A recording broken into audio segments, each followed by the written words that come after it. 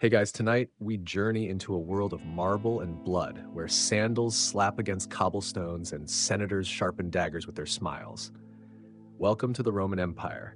At its peak, it's most glittering and, let's be honest, it's most dangerous. You're surrounded by decadence and discipline, by brilliant minds and brutal systems. Blink wrong and you might not make it out alive. So before you get comfortable, take a moment to like the video and subscribe, but only if you genuinely enjoy what I do here. And let me know in the comments where you're tuning in from and what time it is for you. It's always fascinating to see who's joining us from around the world. Now, dim the lights, maybe turn on a fan for that soft background hum, and let's ease into tonight's journey together. You step out into a world that stretches further than your imagination. Rome isn't just a city. It's a colossal, continent-spanning empire that makes your modern passport feel embarrassingly underachieving. From the cold mists of Britain to the sun-baked sands of North Africa, from the Iberian coastlines to the rich, ancient soils of Mesopotamia, this beast of a civilization sprawls across every climate zone your sandals can dream of. And the scariest part? It works. The empire is stitched together by military roads, bureaucratic paperwork that somehow manages to survive a camel ride, and a shared cultural glue of Latin, gods, and taxes. Lots of taxes.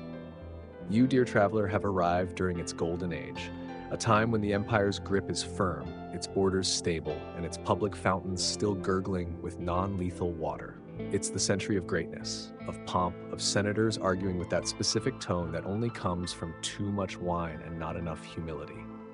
The people here are a living museum of diversity. Gauls with braided beards shout in marketplaces next to North Africans bargaining for spice, while Greek intellectuals pontificate near Syrian incense traders. Everyone's Roman now, even if their sandals are from somewhere you've never heard of. And overseeing it all, like a smug marble god, is the city of Rome. You enter through the city gates, and the first thing you notice is the noise. Rome is alive. Not the good kind of alive, like birdsong and waterfalls, but the kind of alive that smells like 900,000 people all yelling about grain prices, public trials, and whether Lucilla from down the street is cheating on her fourth husband. The streets are a frenzy of carts, goats, and humans elbowing for space. Vendors scream about oysters and olives. Children run barefoot with terrifying velocity. Somewhere nearby, a man is loudly declaiming epic poetry to no one in particular, probably hoping for a dinner invitation. Look up, and the skyline is cluttered with everything from towering temples to overcrowded apartments, each one looking like it might give up and collapse with a sigh. The smell? A charming mix of incense, sweat, roasted meat, and the lingering scent of last week's chariot crash. But don't let the chaos fool you. Underneath the shouting and general chaos, there's an impressive machine of order. Aqueducts silently deliver water. Sewers gurgle away your business without complaint. Public officials count things, write things, and complain about things in scrolls so long they could double as togas. Even the sidewalks have rules, kind of. Pedestrians to the left, urine to the right. No, seriously, there's a law about that. You pass a patrol of soldiers with armor so polished it doubles as a sun hazard. They look bored. That means Rome is at peace, or at least the kind of peace where only some people are being stabbed today instead of everyone. A senator passes by in a litter carried by 4 muscular slaves. He fans himself with disdain while pretending not to see you. His sandals cost more than your entire net worth. He smells like rose oil and entitlement. And amid it all, there are statues. Everywhere. Statues of emperors, generals, gods, philosophers, and possibly a few guys who just had great hair. Marble is the social media of ancient Rome. Everyone wants to be trending. This is the world you're now in. A world of contradictions, fierce discipline and wild decadence, brutal conquest and astonishing art, advanced engineering and rampant superstition. The Roman Empire doesn't just conquer territory, it consumes it, digests it, and spits out a version that's undeniably Roman, but always flavored with the lands it devours. And you, visitor, are about to live through a day in this empire. You'll eat their food, wear their clothes, and sleep in their suspiciously squeaky beds. You'll dodge chamber pots, avoid political debates, and maybe even survive the baths. But make no mistake, Rome might be beautiful, powerful, and unforgettable. But it's not comfortable. So buckle your sandals. This journey's just getting started. You're not in Rome for 5 minutes before the contrasts start slapping you in the face like a fishmonger with something to prove. On one side of the street, a marble temple so tall it could moonlight as a modern office building. On the other, an apartment block held together by hope, bird droppings, and a prayer to Jupiter, Optimus Maximus. You dodge a goat, sidestep a suspicious puddle, and follow the crowd deeper into the belly of the beast. Because today, you're going to see what life really looks like in this empire, and spoiler alert, it doesn't smell like triumph. At the center of it all is the Roman Forum. Think of it as a mashup between a courthouse, a marketplace, a protest zone, and a really confusing town hall meeting. It's loud, chaotic, and pulsing with energy. Merchants hawk everything from exotic spices to suspiciously familiar-looking statues of Jupiter. Politicians yell, philosophers argue, and somewhere nearby, a guy in a tunic is 100% losing a debate with a goose.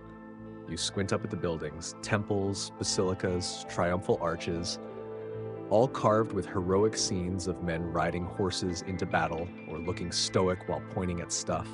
Everything here is designed to impress, to overwhelm, to say, we are Rome and we have so much money. And then just around the corner, you nearly trip over a homeless man sleeping next to a pile of amphorae. This is what they don't show you on postcards.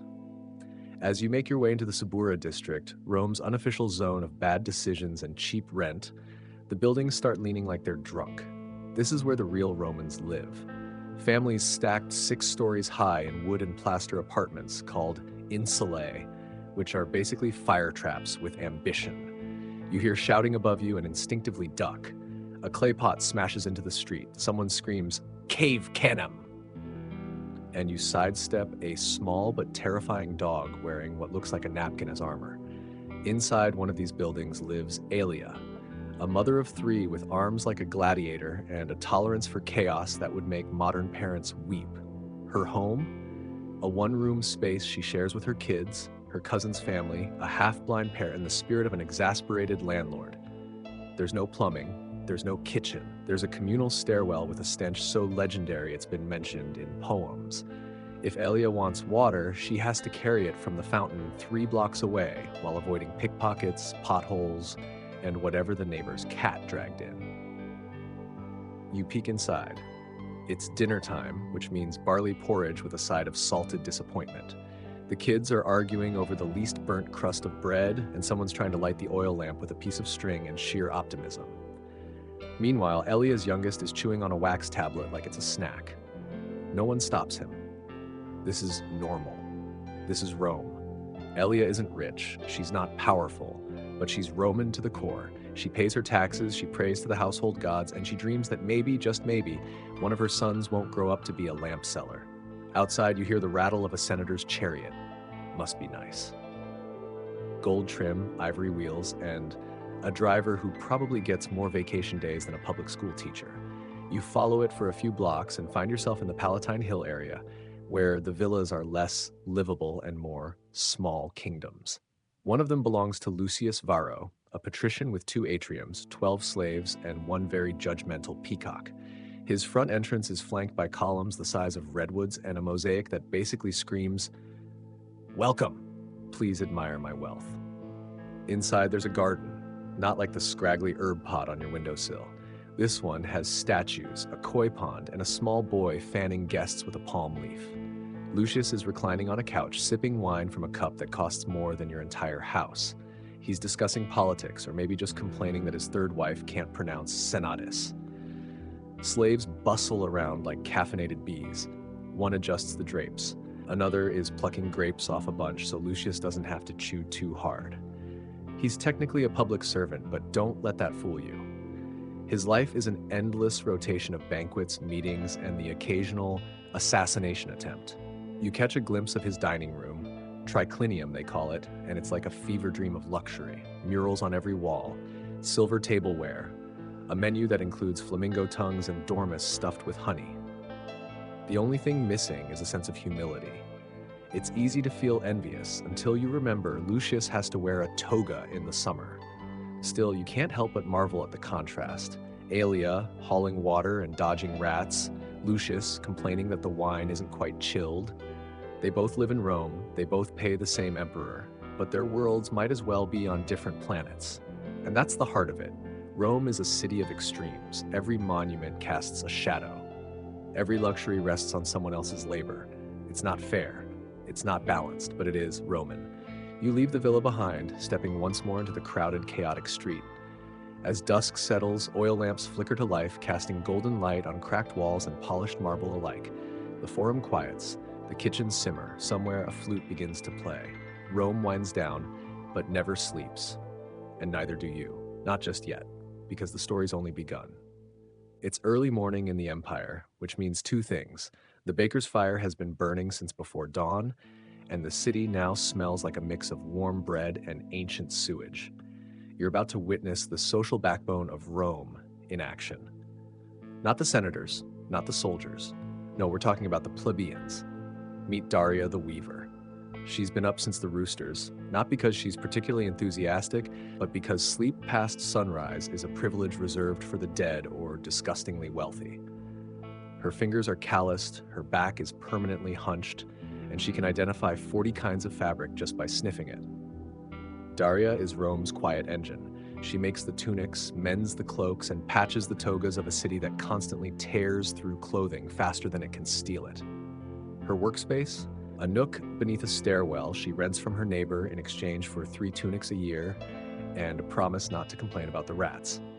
She shares this tiny sanctuary with a loom, a sleeping cat named Ferox, and a jar of olives that expired sometime during Emperor Claudius's reign.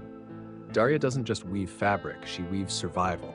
Her clients are legion: street vendors, merchants, a particularly picky gladiator who once returned a tunic because the hem felt sad. Every coin she earns is immediately claimed by bread, oil, lamp wicks, and the never-ending toll of Roman taxes. But here's the twist. She has political power. Sort of. See, while patricians like to think they run the show, plebeians like Daria belong to a social class with their own voice in government. Through the concilium plebis, they elect tribunes, officials who, in theory, protect the common folk from the upper class's nonsense. It's a political system built on tension, tradition, and the constant threat of an angry mob showing up with pitchforks and strong opinions. Don't let the word commoner fool you. These people are sharp, organized, and deeply Roman. They attend public debates. They know how to read between the lines of an imperial edict. And more importantly, they understand that power, while usually ornamental, is occasionally usable. Daria, like many plebeians, balances civic pride with exhausted realism. She pays homage to the gods, keeps a little household shrine with clay figures and burnt offerings, and always nods politely when the census officials come by, even if she lies about the number of chickens she owns. And it's not just Daria. There's Publius the butcher, whose shop smells like ambition and slightly questionable pork. There's Minia the bread seller, who yells so loudly she once frightened a passing legionary. And there's Gaius the street cleaner, who knows every bit of gossip from the Palatine to the Tiber and shares it freely in exchange for a crust of cheese. These plebeians are not background noise. They are the crowd, the foundation, the ever-grumbling stomach of the Roman beast. And yet they don't live comfortably. Their homes are cramped. Their jobs are thankless. Their children work as soon as they can carry anything heavier than a goose. Their water is tepid, their food is monotonous, and their entertainment often involves watching drunks fall into fountains. Still, there's pride, a deep, unshakable pride in being Roman. Because even if they're sweating in an alley while a senator dines on peacock, they know something that cuts deeper than a gladius. The empire doesn't run without them. They repair the aqueducts, they build the roads, they paint the frescoes, haul the bricks, and fish the Tiber for something vaguely edible. They are the cobblers, the firewood sellers, the guys who yell fresh garum, even though no one wants to know how garum is made. And when Rome parades its victories, it's the plebeians who line the streets, cheer the loudest, and clean up the confetti afterward. Even their names echo their place in society. Daria has no family crest, no sprawling villa, no marble bust of herself in the atrium, but she has a stall in the forum, a reputation for straight seams, and 3 children who haven't been arrested yet.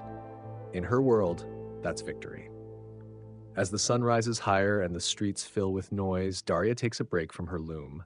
She stretches, rolls her shoulders, and watches two senators argue over something that probably involves a treaty, a goat, or both. She smirks, tosses Ferox a bit of stale bread, and goes back to work.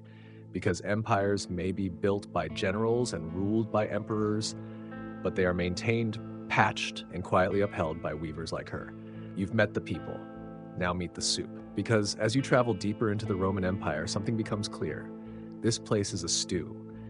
Not just metaphorically, but literally, and also culturally. Everywhere you look, you see pieces of other worlds, folded into the Roman mold like overcooked lentils in a soldier's mess kit. And just like that stew, it's hard to tell where one ingredient ends and another begins. Rome is not an empire that conquers and discards. It conquers and collects, then stamps everything with Roman approved and adds it to the imperial recipe. You want Greek statues? Sure, we'll take those. Egyptian gods? Toss them in. Gallic helmets? Fabulous. Bring 5. The Romans are cultural hoarders, and they make it look good. Let's start in the classroom, or rather the atrium-turned-classroom in Lucius Varro's villa, where his son Marcus is currently learning how to mispronounce Homer in Greek.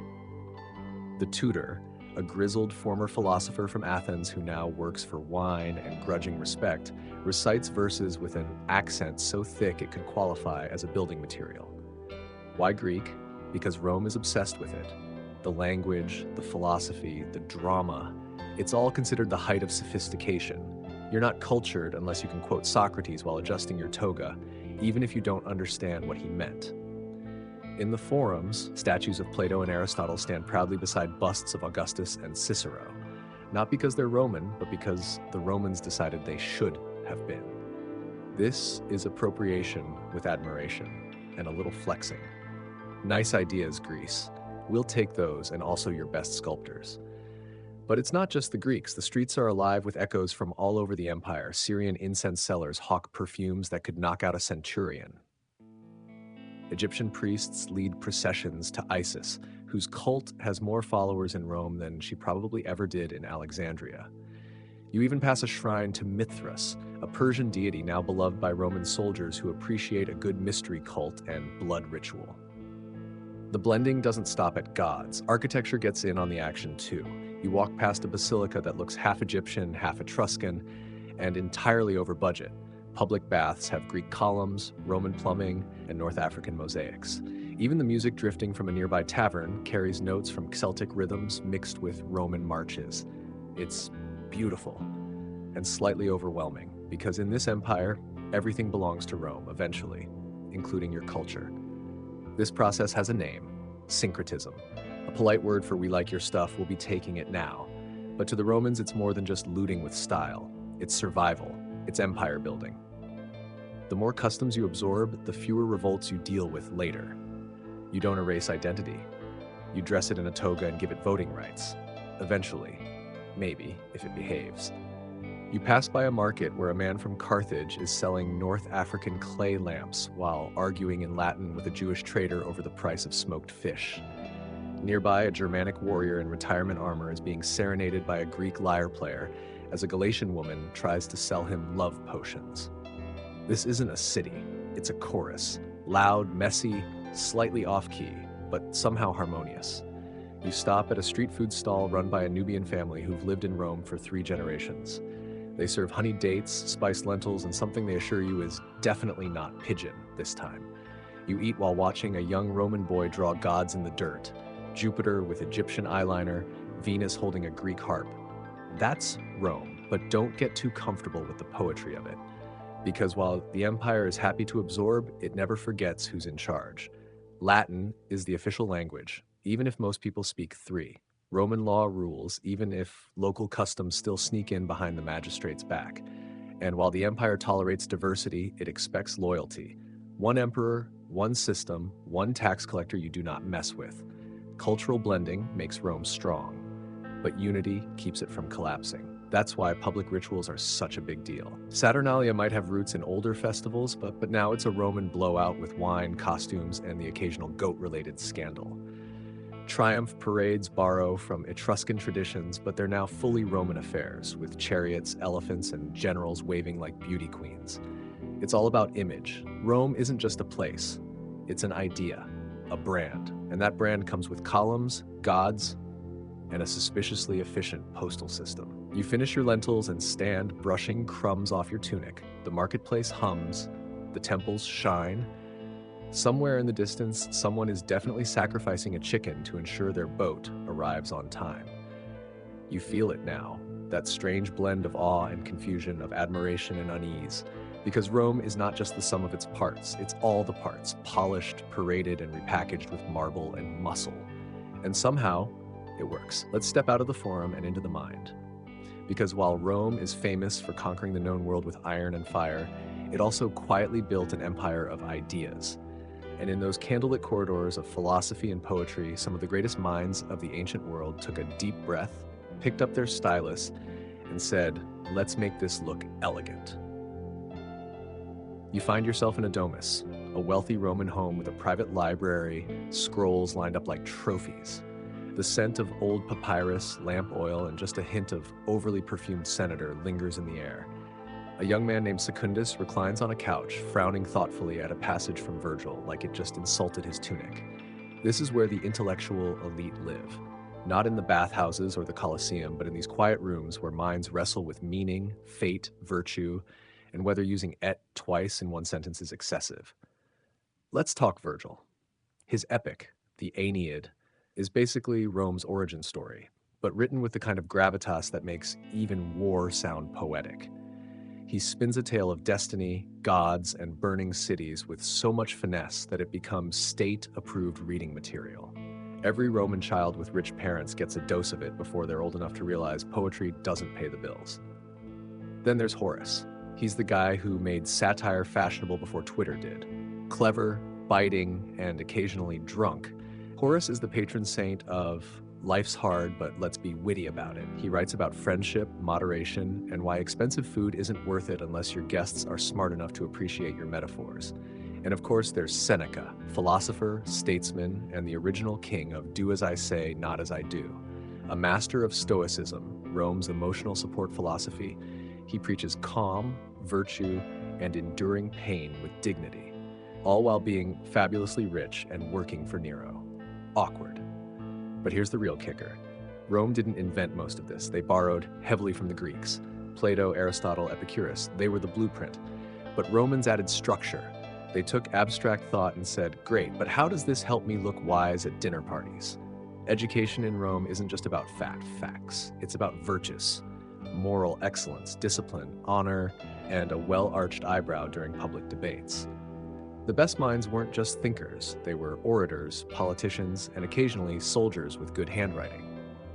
Marcus Aurelius, emperor and philosopher, wrote his Meditations not for fame, but for self-improvement. It's the ancient world's closest thing to a diary, and it's surprisingly relatable. He worries about laziness, ungrateful people, and how not to scream at everyone before lunch. You could frame it on your fridge today and still nod solemnly. Meanwhile, Roman schools are bustling with future cynics and overly confident teenagers. Boys, and only boys, unless your dad's a rebel, learn grammar, rhetoric, and how to argue their way out of chores. They memorize poetry, recite speeches, and occasionally get smacked with a stick for misquoting Cicero. Education is intense. Your teacher is probably a freed Greek slave with a short temper and a long scroll of homework. Classrooms are loud, lessons are memorized, and debates are bloody, verbally of course. Usually. But it's not just the rich who think. Street philosophers abound. There's always someone in the marketplace yelling about fate, virtue, or how washing in the Tiber is technically a spiritual act. The city hums with ideas, from ivory towers to tavern tables. You walk past a forum corner where a philosopher is debating 3 drunk poets and a dog. The poets are losing. The dog is undecided. Ideas in Rome aren't just for show. They matter. They shape laws, inspire leaders, and occasionally justify the terrible behavior of emperors. Philosophy here is practical. It's not about escaping the world. It's about surviving it with your dignity and sandals intact. You hear someone quote Epictetus, "It's not what happens to you, but how you react that matters." Wise words, especially when your chariot gets a flat or your senator neighbor won't stop rehearsing speeches at midnight. Even in the arenas of entertainment, intellect sneaks in. Mimes parody senators, playwrights mock the gods carefully. Spectacles have themes and sometimes a moral, though it's usually don't lose to lions. And don't underestimate the ladies. While Roman women aren't always given a seat at the scroll writing table, many are sharp, literate, and influential behind the curtains. Letters, journals, even poetry survive from noble women who knew exactly how to throw shade in Latin. At the end of the day, Rome's intellectual life isn't peaceful or pristine. It's crowded, loud, often pretentious, and occasionally brilliant. Ideas clash like gladiators. Logic stabs emotion in the thigh. Someone quotes Socrates, someone else sneezes, and suddenly it's a debate about whether the gods hate allergies. You leave the Domus library as dusk begins to fall. The streets glow with lamplight, and in the distance you hear a young student nervously reciting lines from Ovid while their tutor throws olives at them for every missed rhyme. This is Rome's other Colosseum, the arena of the mind, and honestly, it's just as bloody. But don't let the scrolls and poetry lull you into a false sense of comfort, because while Rome is waxing poetic and philosophizing about stoic goats, real life keeps barging in like a disgruntled centurion. Let's talk about the parts no one brags about in marble inscriptions: poverty, inequality, and the kind of social mobility that only moves in one direction: down. You begin your morning stroll near the Tiber River, hoping to catch a breeze and maybe not a disease. On your left, marble villas reflect the early light like smug lighthouses of wealth. On your right, children play next to open sewers and argue about who gets the bigger half of a moldy fig. The divide isn't subtle. Rome's elite, like our old friend Lucius Varro, live in a reality padded with silk, citrus fruits, and cushion-laden couches. He has a bathhouse in his house, for Jupiter's sake. The water is warm, the air perfumed, and the wine is older than some gods. His problems include which slave spilled the rosewater and whether his peacock looks underfed. 2 blocks away, Daria the weaver is boiling cabbage in a pot she inherited from her grandmother, which also occasionally doubles as a laundry basin. Her children are still asleep, wrapped in a blanket that smells like ambition and old cheese. The youngest is dreaming of bread. Just bread. This isn't just a difference in comfort, it's a different universe. You pass a temple where a wealthy merchant is donating a golden statue of Apollo, probably to ensure his trade ships don't sink under the weight of amphorae and guilt. Meanwhile, a beggar woman kneels outside the gate, her offering a broken clay figurine and a prayer so thin it's barely audible over the clink of noble sandals. Rome talks a big game about unity, but make no mistake, it's built on a very real hierarchy. At the top, emperors, senators, generals, and those lucky enough to inherit land, money, and a complete set of teeth. Below them, the equestrians, rich but not ruling, the plebeians, see Daria exhausted, the freedmen, former slaves who now pay taxes like everyone else, and finally, the slaves. Social mobility, it exists. Technically, a freedman can open a bakery. A plebeian might marry well or bribe their way into minor office. But for everyone who rises, 100 more fall, into debt, into ruin, into the gutter behind the fishmonger's stall. The problem isn't just poverty, it's visibility. The poor are everywhere, and everyone pretends they're not. At midday, the forum is full of arguments about grain prices, but no one talks about the lines stretching down the street for free bread. The Annona, Rome's public grain dole, feeds thousands daily. It's not generosity, it's social control. Keep the people fed, and they won't burn your domus down.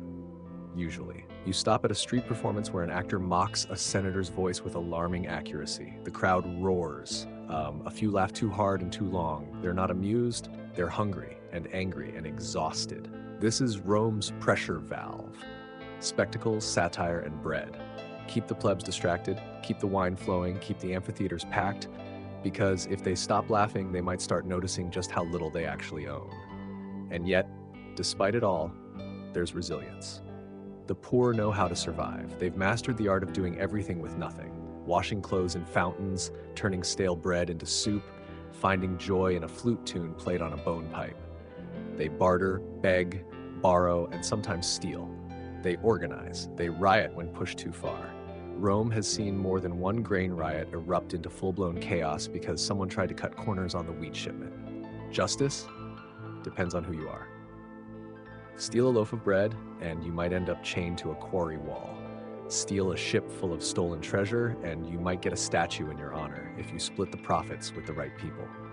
And don't even ask about the prisons. You're better off bribing your way into exile. At night, the city changes. The rich retreat behind high walls, guards patrol the quiet parts, but in the poorer districts, the streets stay loud.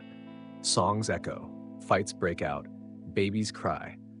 Somewhere, someone's selling hot nuts from a brazier and telling jokes dirtier than the gutters. This is the side of Rome that doesn't make it into the history scrolls. The tired feet, the empty bellies, the dreams held together with string and superstition. But it's just as Roman as the Senate floor. So next time you see a statue of a nobleman pointing nobly into the distance, remember, someone carved that statue. Someone cleaned the marble. Someone bled in the quarry where it came from, and they probably didn't get a thank you. Okay, enough doom and socioeconomic gloom, because believe it or not, the Roman Empire also knew how to throw a party. And when Rome celebrates, it doesn't mess around. Forget your cousin's wedding with the rented DJ and lukewarm chicken skewers. Rome hosts spectacles, events so massive, so absurdly extravagant, they make your brain hurt and your sandals tremble. Welcome to public entertainment, Roman style, where the blood is real, the stakes are high, and the popcorn is replaced by dried figs and mild trauma. Let's start with the crown jewel, the Colosseum. Officially called the Flavian Amphitheater, it's the size of a sports stadium, but looks like someone dared a god to design a cake made of stone, arches, and sheer testosterone. It can hold over 50,000 people, peasants, nobles, senators, even the emperor himself, all crammed together under awnings and attitude. You squeeze into the crowd and feel the thrum of anticipation. Children cheer, vendors shout, the air smells like sweat, wine, and recently panicked livestock. A trumpet sounds. The crowd hushes. Then, boom, the gates swing open and out stroll the gladiators. These aren't the glossy movie versions with abs and heroic speeches. These are hardened professionals, slaves, and volunteers who signed up for fame, fortune, or because they lost a bet. They come armed with swords, tridents, nets, and enough drama to fuel a reality show. Each one has fans, nicknames, and probably a line of poorly made action figures. The fight begins. It's brutal. It's fast. It's oddly choreographed in that trying not to die stylishly way. Sometimes it's one-on-one, sometimes it's group battles, and sometimes they throw wild animals into the mix, because nothing says Saturday fun like a lion trying to catch brunch. Is it violent? Absolutely. Is it horrifying? Sure. But also it's political. These games aren't just for fun. They're tools of control, a way for emperors to remind the masses, I feed you, I entertain you, I own the sword and the stage. Every now and then, a fight ends with a dramatic pause. One fighter kneels, the crowd roars. Thumbs go up or down or sideways, depending on who you ask and how dramatic the emperor is feeling. It's not always death, but it's always spectacle. You leave the Colosseum dizzy from the noise and slightly concerned about your moral compass. But Rome's not done with you yet. Next stop, the Circus Maximus. This isn't a circus with clowns. This is a chariot race stadium, and it is bonkers. Imagine a massive track longer than several football fields. Now imagine 4 teams, red, white, blue, and green, each with drivers who make Formula One racers look like cautious grandmas. These men race in lightweight chariots pulled by horses that have seen things. The wheels scream, the reins snap, the crowd goes wild. You pick a team, you scream until your voice cracks. You pray to the gods of speed, luck, and not crashing into a wall at 50 miles per hour. You throw coins, wave scarves, and shout obscenities that haven't been invented yet. Crashes? Oh, they happen. Constantly. Spectacularly. Sometimes the chariots flip, sometimes the horses bolt. Sometimes drivers get dragged halfway across the track like very loud laundry. And the crowd? They love it. The more danger, the better. It's not just racing, it's politics again. Each team has its supporters. Each supporter has opinions. Sometimes riots break out over a bad turn or a controversial win. People literally fight in the streets over team colors. It's like soccer hooliganism, but with more togas and fewer teeth. Back in the city center, smaller spectacles pop up everywhere. Jugglers, acrobats, fortune tellers, and fire breathers perform in marketplaces, bathhouses, and even during temple processions. Theater troupes perform slapstick comedies and tragedies with more shouting than subtlety. And music, it's everywhere. Flutes, lyres, drums, even hydraulis, an ancient water-powered organ that sounds like a goose having a panic attack. Roman parties don't start without a full soundscape and at least one inebriated senator trying to dance. At night, torches are lit, wine flows like denial, dancers whirl, Philosophers try to explain why this is all very moral, actually. And somewhere in a back alley, a man in a goat costume is doing something that probably violates 3 city ordinances and 1 moral philosophy. But here's the twist. These wild, glorious, slightly unhinged events serve a purpose. They distract, they bond. They keep the masses too entertained to notice the cracks in the marble. Because if you're screaming for your favorite charioteer, you're not screaming about taxes.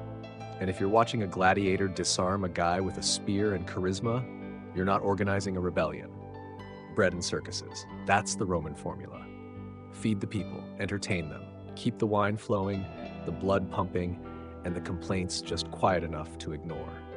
You leave the Circus Maximus with sore feet, a hoarse throat, and a distinct sense that Rome might not be sane, but it sure knows how to throw a party. Let's shift gears from roaring crowds and questionable chariot safety standards to something more sacred, or at least more ritualistic. Because in Rome, religion isn't just about faith, it's civic duty, political theater, superstition, and public relations rolled into one divine burrito.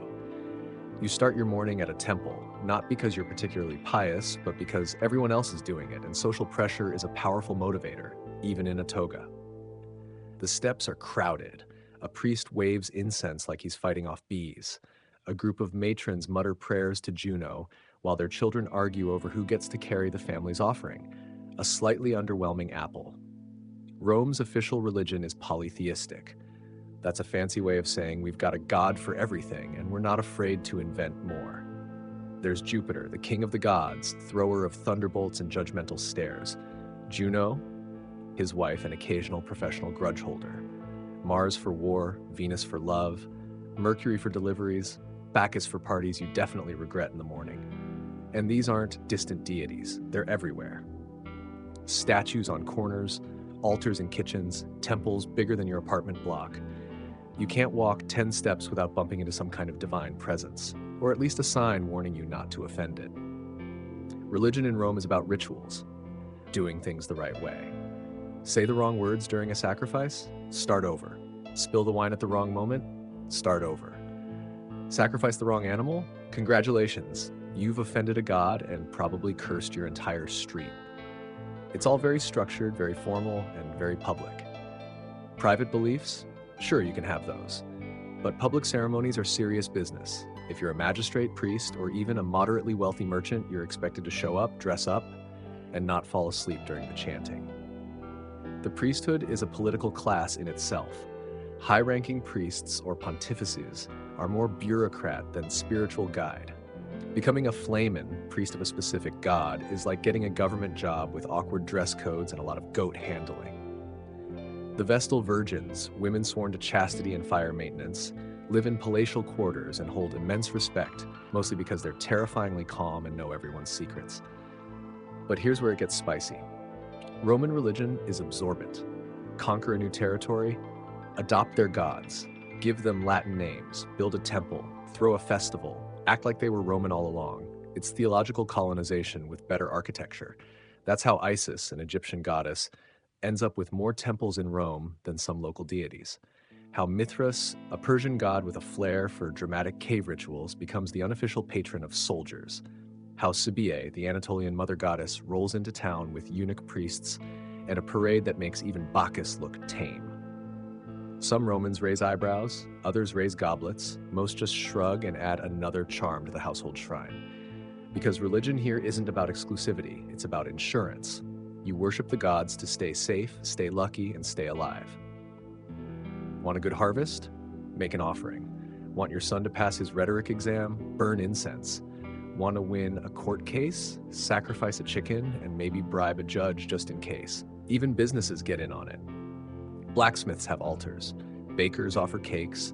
Fishmongers leave sardines at the feet of Neptune. The logic is simple. Offend no one, and maybe you won't get struck by divine lightning or develop a rash shaped like your mother-in-law's face.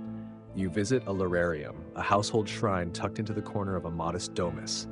It's tiny but important. Clay figurines of ancestors, protective spirits, and household gods stare serenely from their shelf. Someone's left a piece of bread and a whisper of wine. These rituals are intimate, personal, and just as sacred as any temple procession. At night, the temples glow with oil lamps, pilgrims chant, priests mumble, and somewhere, a drunken man begs Saturn to forgive him for cheating at dice. No answer comes, but he still leaves a coin on the altar, just in case. Because in Rome, the gods might be distant, but bad luck feels very close. And speaking of bad luck, don't even think about skipping a festival. The Roman calendar is practically allergic to blank days. There are over 100 public holidays, most involving processions, games, sacrifices, and the occasional impromptu exorcism. It's exhausting, confusing, and usually loud, but it works. Religion keeps the empire glued together. It gives the people a sense of order, a shared mythology, a reason to behave, or at least pretend to. It blesses marriages, curses enemies, and justifies wars. It's part of every law, every oath, every public announcement shouted in the forum by a man with strong lungs and zero charisma. And yet, it's flexible. Romans are devout, yes, but not rigid. They joke about the gods. They parody rituals. They sometimes worship 5 deities in one day just to hedge their bets. It's not blind faith, it's strategic piety. And that's what makes it so uniquely Roman. All right, we've prayed, we've sacrificed, we've politely bribed the gods, but now it's time to wash off the incense and goat residue. Welcome to the Roman thermae, or as you'll soon call it, public bathing, but make it an entire social ecosystem. Forget your modern spa retreats with cucumber slices and whispering music. Roman bathhouses are where the real business of the empire gets done. And by business, we mean gossip, flexing, arguing, matchmaking, political backstabbing, and occasionally washing your feet. You walk into the baths of Caracalla, and instantly your nose is assaulted by a strangely comforting mix of eucalyptus oil, old sweat, hot stone, and ambition. It's massive. Domed ceilings tower over marble floors, steam seeps from every crevice like the building itself is exhaling from dealing with all the drama it overhears daily. Step 1, the apparatorium. That's the changing room, and also a prime location to evaluate who's rich, who's faking it, and who forgot their sandals. Slaves take your clothes and store them in cubbies, or steal them if they're feeling entrepreneurial. You're now naked. Congratulations, everyone is. Get used to it. Next stop, the tepidarium, a warm room designed to open your pores and your secrets. It's filled with small talk and large egos. Old senators sit on heated benches talking about the good old days that mostly involved stabbing people with legal documents. Merchants cut deals between steam clouds. One guy is loudly reciting poetry while another pretends to be asleep to avoid conversation. Then comes the caldarium, or hot room. This place could cook a chicken. The air is thick enough to slice, and the heat wraps around you like an angry bear hug. Here you sit, you sweat, and you suffer. Not because it's healthy, though Romans will tell you it is, but because enduring heat without screaming builds character. And abs. While you melt like a wax statue, a strigil is used to scrape your skin. Not gently. Think of it as the Roman exfoliation experience. A curved metal blade dragging oil, sweat, and dignity off your body in full view of that senator's judgy peacock tattoo. Feeling brave? There's the laconicum, a dry, inferno-like sauna where men sit in silence, pretending not to hallucinate. It's a great place to reflect on your sins or simply regret your life choices. But don't worry, salvation awaits in the frigidarium, the cold plunge. You enter. Your lungs forget how to work, your soul tries to escape. Everyone pretends they love it.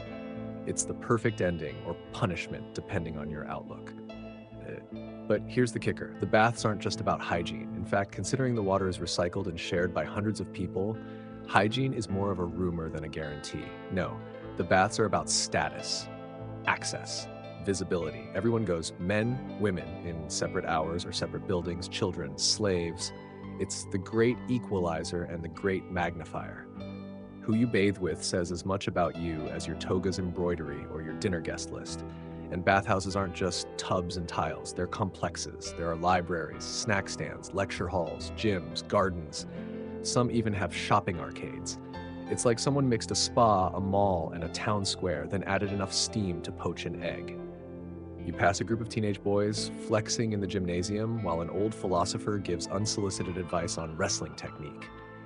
Nearby, a group of elderly women are discussing love spells and elbow pain. Someone sneezes, and 3 people offer different gods to pray to. You sit for a moment on a stone bench, the heat still lingering in your bones, and watch the crowd. This is where Rome reveals itself, not in the Senate, not on the battlefield, but here in the steam and the noise and the bare humanity of it all. A rich man shares gossip with a baker. A soldier flirts with a fishmonger. A boy quotes Cicero while trying not to slip on a wet tile. The lines blur, titles melt. Everyone sweats the same. Then, just like that, it's over. You dry off with something that definitely isn't a towel and step back into your clothes, assuming they haven't been swapped or accidentally upgraded by someone faster. You leave the bathhouse lighter, cleaner, poorer, someone took your sandals, and a little more Roman. Because in this empire, cleanliness may be next to godliness, but performance is what really counts. You've bathed, you've scraped, you've possibly been spiritually reborn via cold plunge trauma. Now it's time to tackle the most perilous and deeply personal part of Roman life. Toilets. Yes.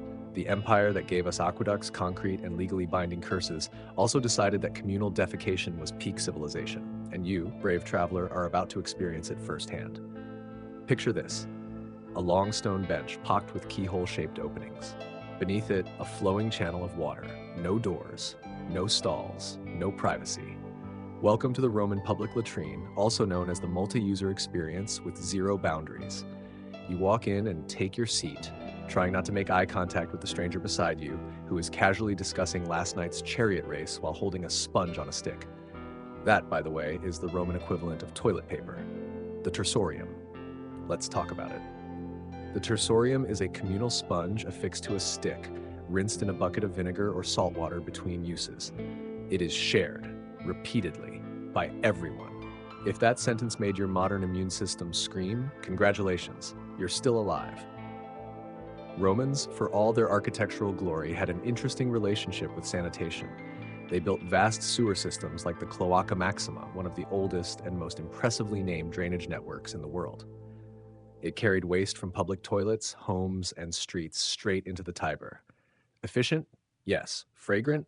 Also yes, unfortunately. But don't be too harsh. This was groundbreaking stuff.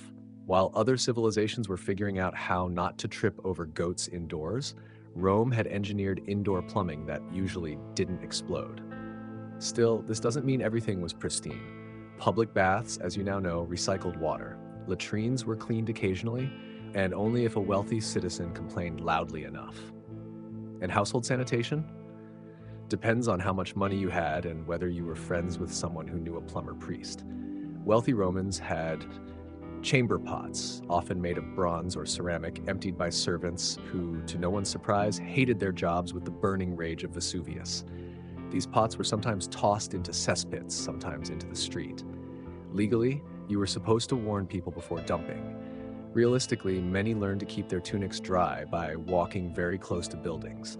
Apartment dwellers, especially in the insulae, those towering fire hazard tenement blocks, had it worse. Most floors didn't have bathrooms.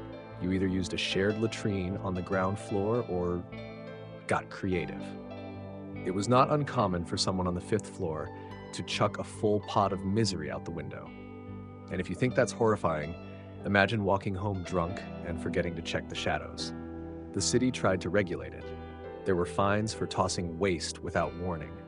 Officials known as aediles oversaw urban cleanliness, inspecting latrines and drains and issuing tickets like Roman hall monitors. But the city was too big, the people too many, and enforcement spotty at best. Still, Romans weren't unaware of hygiene. They used oil instead of soap. They believed in washing, scraping that, and staying balanced.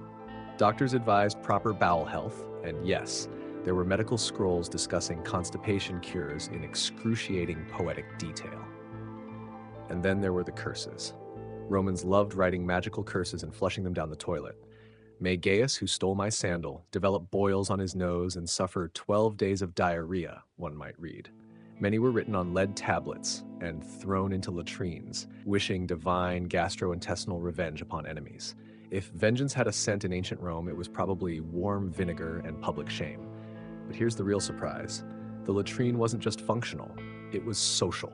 People talked business there, gossiped, discussed politics, shared snacks. The lines between private and public were thinner than the toga on a hot day.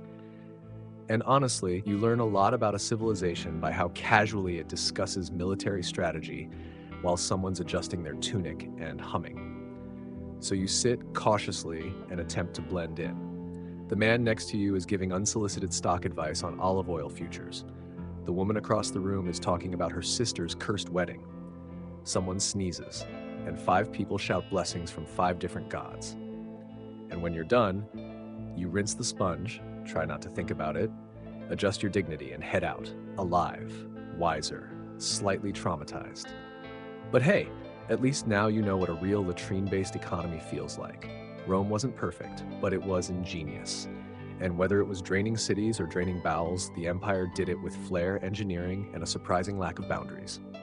Now that you've had the full Roman restroom experience, and possibly a mild existential crisis, it's time to explore the fashion scene of the empire. Spoiler, it involves a lot of draping, 0 zippers, and a stubborn commitment to wool in the middle of summer. Let's get dressed, Roman style. You wake up in your modest insula apartment, squinting at the sunlight streaming through a crack in the wooden shutter. First order of business, not freezing to death in winter or baking alive in summer, because Roman architecture is as breathable as a brick. You reach for your clothes, or what passes for clothes. If you're a man, your starter pack includes the tunica, a knee-length shirt made from rough-spun wool or linen, depending on your wealth and how itchy you enjoy being. It's held together by hope and a belt. If you're important, you get to wear a toga. If you're not, congratulations, you still get to wear a tunic and pretend to be okay with it. The toga deserves its own paragraph. This thing is a massive wool blanket with delusions of grandeur. Up to 20 feet long, it's heavy, fussy, and designed to make sitting down a 3-act tragedy. Reserved mostly for citizens, senators, and people trying too hard, it's the ancient world's way of saying, yes, I'm uncomfortable, but I have status. Women, they wear the stola, a long, pleated gown that says, I respect tradition and also hate stairs. Married women might also don the palla, a kind of shawl cape hybrid that's fashionable and highly effective at smacking children out of arm's reach. Children wear tunics. Slaves wear whatever hasn't been stolen, stepped on, or turned into a towel by someone wealthier. And soldiers? Ah, the soldiers. Their outfits are all practicality and intimidation. Short tunics for movement, sandals with studs for stomping, and armor that screams, I could ruin your day and look good doing it. Roman shoes are marvels of minimalism. The Caligae military sandals have thick soles, open toes, and enough leather straps to confuse a cat. Civilians wear simpler versions unless they're rich, in which case they wear shoes designed for looking fabulous and twisting ankles. Let's not forget the accessories. Jewelry isn't just for women. Men wear rings, sometimes lots of them, like a walking jewelry stall. Women wear earrings, necklaces, brooches, anything that says, I may be oppressed, but I sparkle. Hair? Oh, we're going there. Elite Roman women have hairstyles so complex they require an entire staff of enslaved stylists called ornatrices, who use combs, hot irons, and whatever animal grease is lying around. Curls, braids, coils. If it looks like it could defy gravity and bankrupt a family, it's trendy. Men keep it shorter, unless they're philosophers, in which case all bets are off. Beards come in and out of fashion depending on the emperor. One day, beards are wise. The next, they're barbaric. It's exhausting. Cosmetics exist too. White lead for foundation, yes, really, kohl for eyes, and crushed beetles for that just-bitten lip look. Is it toxic? Absolutely. Does it matter? Not if you're rich. And perfume? Romans love smelling nice, or at least different from their neighbors. They soak themselves in scents from Arabia, Egypt, and beyond. Some wear enough to be declared a fire hazard. You walk into a party and someone's armpit smells like cinnamon and imperial ambition. Now, how does laundry work in this fashion-forward empire? Glad you asked. You take your clothes to a fullonica, a Roman laundromat run by workers who clean garments using a delightful mix of water, clay, and, brace yourself, fermented human urine. Yep, urine. Turns out the ammonia is great for lifting stains and scaring away friends. Urine was so essential that the emperor even taxed it. So next time someone calls taxes outrageous, remind them Rome literally charged people for peeing into jars. At the fullonica, workers stomp on the clothes like they're mashing grapes for a particularly pungent wine. Then they rinse, beat, dry, and sometimes add sulfur to bleach the fabric. You pick up your freshly laundered tunic and try not to think too hard about where it's been. Despite all this chaos, Roman fashion serves a purpose.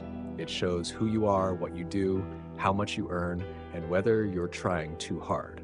There are laws about it, too. Sumptuary laws that restrict who can wear purple, who gets gold embroidery, and how much bling is too much bling. Spoiler, if it blinds your neighbor, it's probably too much. And fashion isn't just about appearance, it's politics. Wear the wrong color to a public event? You've just started a conversation, a rumor, or maybe a minor scandal.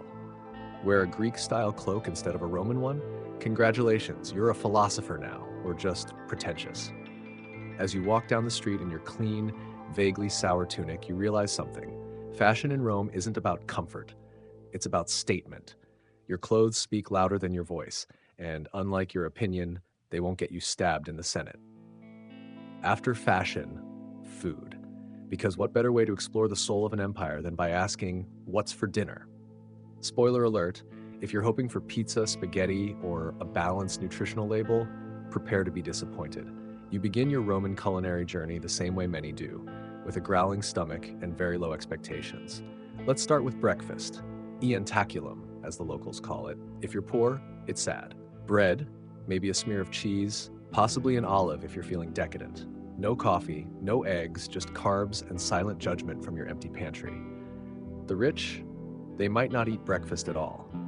It's considered a bit crude to snack early in the day, unless you're hungover, in which case, bring on the honeyed wine and apologies to your liver. Lunch, or prandium, is slightly more interesting. It's still light, some cold meats, fruit, leftovers from last night's feast if you're lucky. Think picnic, but with less joy and more figs. For the average Roman, this meal is quick, quiet, and often eaten standing up. For the wealthy, it's a warm-up act for the main event. Which brings us to cena, dinner. And oh boy, does Rome take this seriously. If you're lower class, dinner is stew. Always stew. It's called pulse or pottage, and it's a barley-based blob with vegetables, herbs, maybe some chickpeas, and if the gods smile upon you, a sliver of meat. It's nutritious, it's filling. It's also what you'll eat every night until you die. The middle class might jazz it up with eggs, cheese, dried fruit, or the occasional sausage. It's not glamorous, but it's enough to keep you upright and only mildly resentful. Now, the elite, that's where things get theatrical. You're invited to a villa. You recline on a couch in the triclinium, one of 3 lounges arranged around a low table. You don't sit because sitting is for slaves and people with bad posture. You lounge like a melted wax figure with opinions. Course 1 arrives. Oysters from Britannia served on silver trays, accompanied by mulled wine, spiced with imported cinnamon. There's a dish of dormice, yes, mice, stuffed with nuts and honey. They taste like tiny regret, wrapped in extravagance. Next, something unidentifiable but definitely jiggly. Possibly jellyfish, possibly boiled peacock tongue. It's hard to tell, and you've learned not to ask. The host brags about importing garum, the prized Roman fish sauce from Hispania. It smells like a compost bin on a dare, but everyone nods approvingly and pretends it's divine. They pour it on everything: fish, meat, eggs, even fruit. You try it on a fig and immediately lose your will to live. Course after course parades past you: roasted boar, flamingo legs, sea urchin pudding, eggs dyed purple with wine. It's opulent, it's absurd. It's performance art with calories. Between bites, your fellow diners quote Virgil, gossip about politics, and try to one-up each other with tales of who hosted the wildest Saturnalia party. One senator claims his last dinner featured live music, juggling monkeys, and a vomiting room. No one questions this. Dessert isn't light, it's honey cakes, candied nuts, and fruit soaked in more honey. Everything glistens like it's been waxed. You're full, vaguely nauseous, and deeply impressed. And through it all, slaves scurry like shadows, pouring wine, scraping crumbs, adjusting togas. They're invisible until they're not. One misstep and they're scolded mid-recitation of Ovid.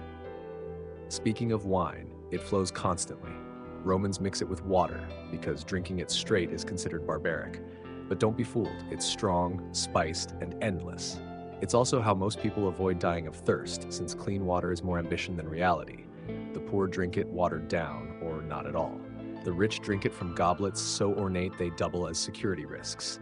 There's wine for breakfast, wine for dinner, wine in the bath, wine at funerals. Basically, if you're not drinking wine, you might be dead.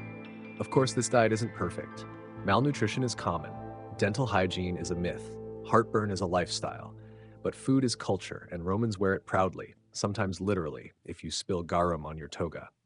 Outside the home, food is fast. Street stalls sell hot chickpea pancakes, fried fish, and suspicious meat pies. Bakers bake communally in giant ovens, and everyone has a favorite bread seller, mostly because loyalty helps prevent food poisoning. You pass a tavern, Popina, where lower-class citizens drink, dice, shout, and chew on questionable sausages. The air is thick with smoke, laughter, and mild despair. But it's home. And food is, in the end, about survival. Whether you're a senator eating swan liver pate or a laborer slurping lentil stew, you end your day with something in your stomach and maybe a warmish cup of wine.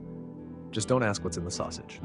With your stomach full of mystery stew and regret sauce, it's time to talk about something a little more enduring than flamingo legs and sponge sticks. Let's talk architecture, specifically Roman architecture. The reason your town has public bathrooms, traffic circles, and suspiciously similar courthouses. You step out into the Roman streets and immediately trip over history. Literally. The roads are paved with basalt stones, worn smooth by centuries of sandals, carts, and philosophical pacing. They're durable, slightly uneven, and built with such precision that some are still in use today. Meanwhile, your modern driveway can't survive a rainstorm. Rome builds for eternity, or at least for long enough to impress the neighbors. Take the aqueducts. These aren't just stone bridges for water, they're engineering flexes that shout, "Look what we can do," from miles away. Towering arches carry fresh water from distant springs into the heart of the city, feeding fountains, baths, gardens, and the occasional extremely spoiled fish. You pass under one of these aqueducts and marvel. It's beautiful, functional, a bit intimidating, like a stone giraffe with purpose. Then there's the Colosseum. Yes, we mentioned it during the gladiator games, but let's talk about it from a builder's perspective. This thing is an architectural masterpiece. Vaulted arches, tiered seating, an underground maze of animal cages and trapdoors. It's the Swiss Army knife of murder venues. The Romans didn't invent concrete, but they perfected it. Their secret recipe included volcanic ash, which not only made it strong, but helped it set underwater. That's how they built harbors, bridges, and temples that still haven't crumbled, unlike your last IKEA project. And don't even get started on the roads. Romans built over 250,000 miles of roads across the empire. Straight, efficient, and often so level you could roll a wheel of cheese from Gaul to Egypt and only lose a little rind. These roads connected cities, armies, ideas. They were Rome's internet, only dustier and with more donkeys. Public buildings followed a formula: grand steps, tall columns, symmetry that makes your eyeballs weep with joy. The Forum, the beating heart of any Roman town, is a rectangle of civic might. Temples, basilicas, no, not the church kind yet, markets, and statues of men who probably took credit for someone else's work. Step into a temple and the grandeur slaps you in the face. Marble pillars, high ceilings, and altars that scream sacrifice something or go home. Every design choice is deliberate, meant to impress gods, emperors, and that nosy neighbor who keeps judging your fig trees. Homes vary wildly. Poorer citizens live in insula, multi-story apartment blocks with thin walls and thinner floors. Think of them as vertical fire hazards with zero insulation. If your upstairs neighbor sneezes, you bless them through the ceiling. Wealthy Romans, meanwhile, live in domus, single-family homes with atriums, courtyards, and enough mosaic flooring to start a tile museum. The atrium is your living room / rain catcher. The tablinum is your office. The triclinium is your dining room. The peristylium is your garden. And the colina, that's your kitchen, which you barely use because cooking is for slaves and stew happens elsewhere. Mosaics cover everything: floors, walls, pools. They're made of tiny colored tiles and depict everything from mythological scenes to beware of dog signs. Yes, even in the ancient world, someone was worried about you stepping on their Pomeranian. Public buildings are where Rome really shines. The basilica serves as a law court, a business hub, and the ancient world's loudest echo chamber. The Curia is where the Senate meets, argues, and occasionally throws furniture. You visit a bathhouse again, not to get clean this time, but to admire the architecture. Vaulted ceilings trap steam, hypocaust systems circulate hot air under the floors, light filters through carefully placed windows, illuminating statues of gods with suspiciously well-defined abs. You realize something. Roman buildings aren't just functional, they're statements. of power, permanence, control. A temple says, we respect the gods. A road says, we will reach you whether you want us to or not. An aqueduct says, you're welcome for the plumbing. And they're everywhere. In Gaul, Britain, Syria, Egypt, Roman architecture colonizes as much with stone as it does with sword. As you sit on a marble bench, trying not to burn your thighs, you think about how these structures outlive their creators. Emperors fell, senators faded, but the buildings, still standing, still mocking your modern drywall. Rome wasn't just built in a day, it was built to last forever, and so far it's doing a pretty decent job. Now that we've walked the streets and admired the architecture, let's pull back the curtain and take a closer look at who actually lives in this sprawling mess of marble, mortar, and murmured curses. Specifically, we're climbing into the lives and homes of the average Roman citizen. Welcome to the insulae, Latin for islands, but don't get too excited. These aren't exotic resorts with coconut drinks and towel swans. They're towering apartment blocks packed tighter than a gladiator's lunchbox. If you're poor, and statistically you are, this is home. Your insula stands maybe 4, 5, even 6 stories high. No elevators, no stair railings, and definitely no fire codes. The walls are thin, the wooden beams creak ominously, and you're pretty sure the floor in your cousin's apartment doubles as your ceiling and rain detector. You live on the upper floor because rent is cheaper the higher you go. Why? Because higher means further from the shared toilets, water supply, and any hope of escaping when a fire breaks out. Also, because the stairs exist solely to ruin your knees. Inside, the room is tiny, a single space shared by your entire family, and possibly a goat. There's a mattress stuffed with straw, a few clay pots, and a shelf with your prized possessions. A wooden comb, a tiny oil lamp, and a lopsided statue of Fortuna your aunt swears is lucky. The kitchen? Ha! You're cute. You cook outside on a small brazier, carefully avoiding the wrath of your neighbor who thinks smoke is an omen. Most meals come from the thermopolium, a street food stall where you can buy hot lentils, wine, or something that vaguely resembles fish if you squint. But despite the cramped quarters and questionable food safety standards, the insulae are alive with energy. Children shout, neighbors gossip. Laundry flaps across alleyways like ancient Roman flags. Someone is always cooking, arguing, or singing badly. And if you're lucky, your building hasn't collapsed in a week. That's worth celebrating. Now contrast this with the domus, the private home of the elite. You visit one briefly, delivering a basket of figs and jealousy. The door opens to reveal a quiet courtyard, open to the sky, where rainwater collects in a shallow basin. The walls are painted with mythological scenes. The floors are tiled in intricate mosaics that probably cost more than your entire block. There's space, light, silence. Slaves glide through hallways with trays of fruit and expensive opinions. The air smells like flowers, not mildew and boiled cabbage. There are actual rooms, plural, for sleeping, eating, and pretending you're too important to fart. But let's come back down to earth, back to your insula, where community is messy, loud, and utterly human. You know your neighbors because the walls don't let you forget them. You borrow oil, you share news, you help patch a hole in the roof with clay, prayer, and passive aggression. Water comes from public fountains. You line up with your jug and trade gossip while pretending you're not judging everyone's footwear. If you're lucky, a paterfamilias from a nearby domus has funded a new fountain and plastered his name across it 5 times in case you forget who to thank. And despite the challenges, there's life here. Resilience, humor. You swap stories on the stairwell. You play dice in the alley. You avoid your landlord like he's cursed, which, according to your neighbor Claudia, he might be.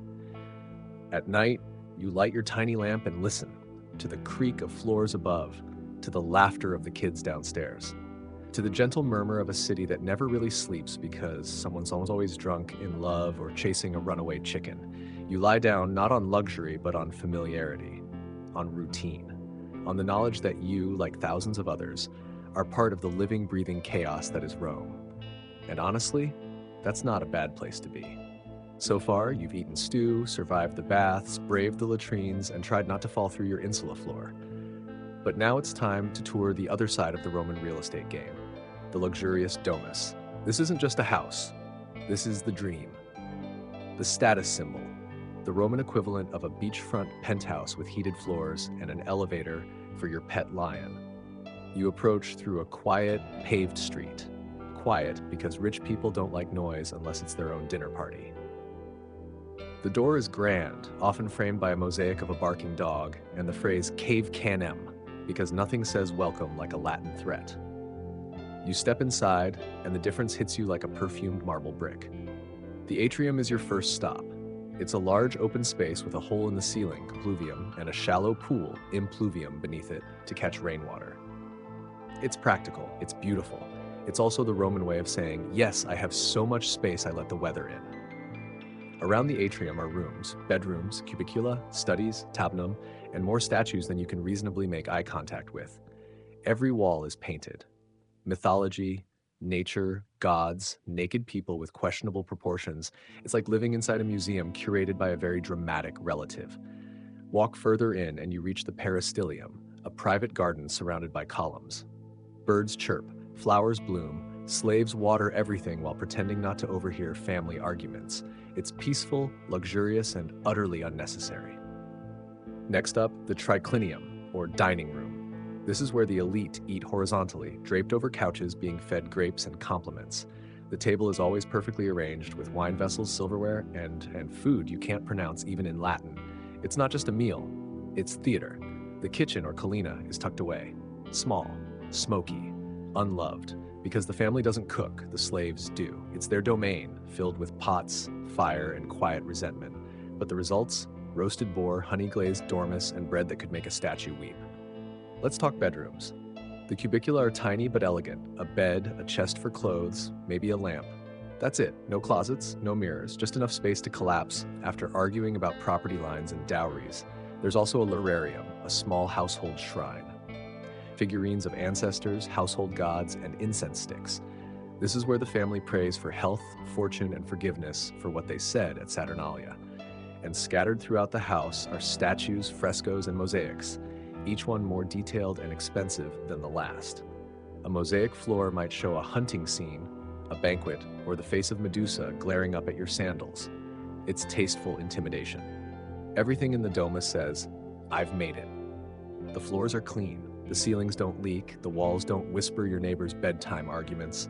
There's light, air, and privacy, luxuries in any century. But maintaining a domus takes work. And people. Lots of people. Slaves clean, cook, manage the garden, dress the family, and do everything except sit on the couches. A villicus might oversee them all, like a middle manager, but with more yelling and fewer vacation days. The family itself is centered around the paterfamilias, the male head of household. His word is law. His eyebrows are terrifying. He controls property, marriage decisions, and who gets invited to dinner. Even grown sons defer to him, unless they enjoy sleeping outside with the chickens. Women in the domus manage the household, raise children, spin wool, and run the social calendar like a military campaign. They might not vote or hold office, but make no mistake, they wield influence, especially from behind the curtain of a well-timed whisper. At night, oil lamps flicker. The impluvium reflects the moon. The garden hums with cicadas, and the family retreats to their rooms, each one knowing they're safer, warmer, and significantly less likely to be crushed by a collapsing ceiling beam than their neighbors in the insulae. But even the domus isn't immune to Rome's chaos. Fires, floods, politics, all can change fortunes overnight. One bad investment, one angry senator, one cursed birthday gift, and this palatial comfort could be sold to your cousin's in-laws. Still, for now, life is good. You stretch out in the peristyle garden, sip wine, and listen to a slave recite poetry. You are, by all definitions, winning at Roman life. But don't get too comfortable. In Rome, comfort is temporary, status is fragile, and someone's always eyeing your atrium. Now that you've sampled stew in a tenement and been fanned by slaves in a peristyle garden, it's time to meet the real engine behind Rome's glorious machine. Slavery.